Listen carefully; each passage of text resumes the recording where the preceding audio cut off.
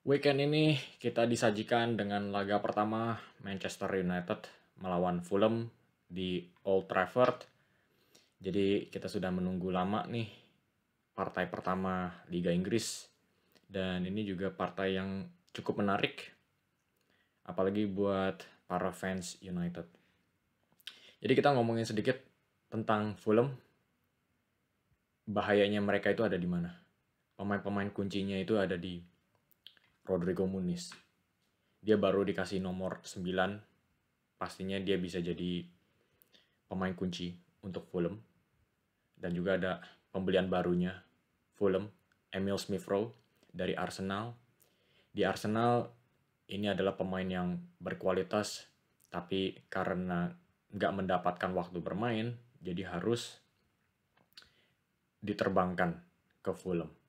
Ini pembelian yang bagus sekali bagi Fulham, karena Smith-Rowe ini bisa bermain di nomor 10, dan dari posisi ini dia bisa menciptakan assist dan juga bisa mencetak gol. Pergerakannya sangat sulit dijaga. Jadi ini adalah tugas yang sangat penting bagi Casemiro dan Kobbie Mainoo. Dan juga di back kiri ada Anthony Robinson, pemain berasal Amerika Serikat ini juga cukup kreatif. Gaya bermainnya mirip dengan Trent Alexander-Arnold. Dia turunin kaos kaki, sangat kreatif. Crossing-crossingnya juga akurat.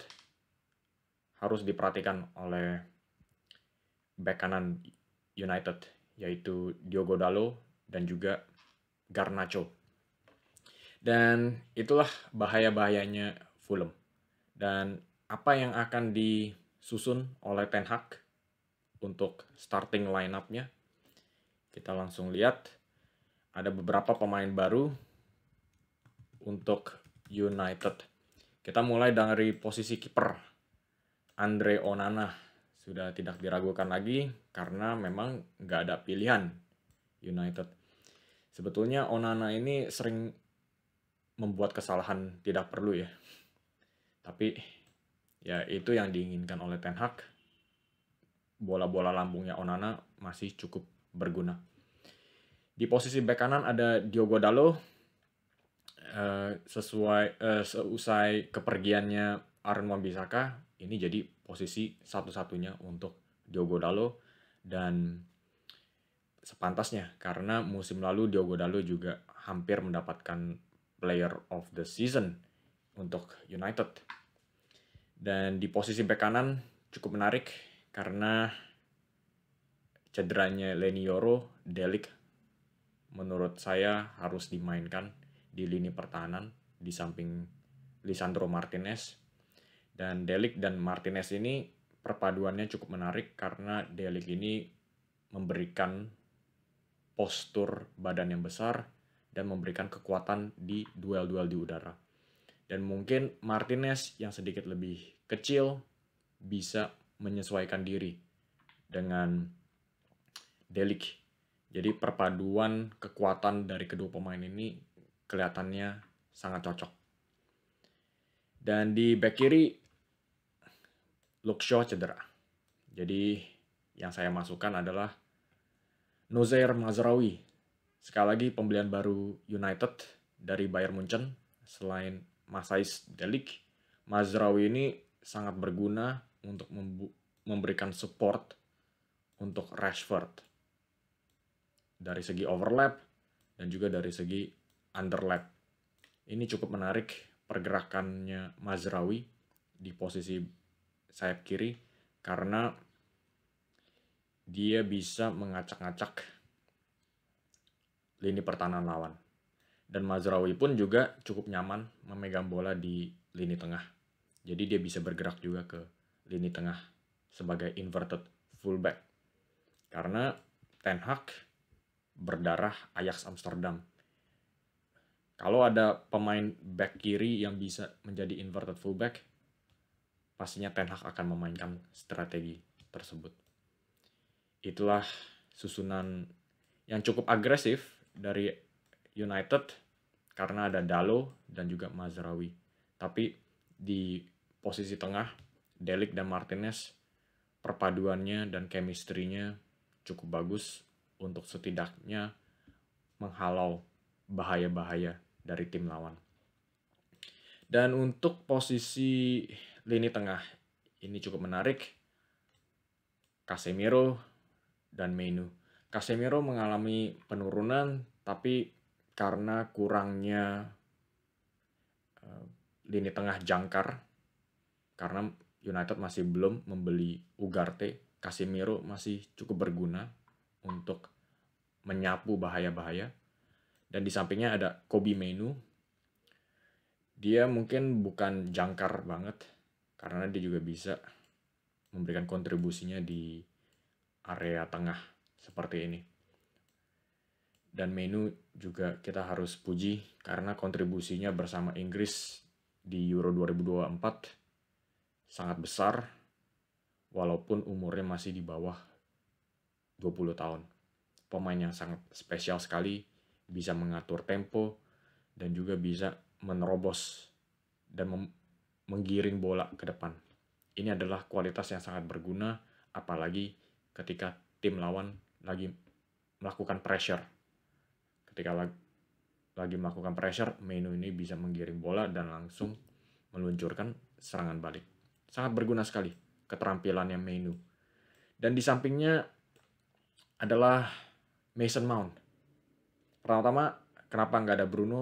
Tenang saja, Bruno tetap main, tapi mungkin di pertandingan kali ini Bruno mainnya di posisi yang lain.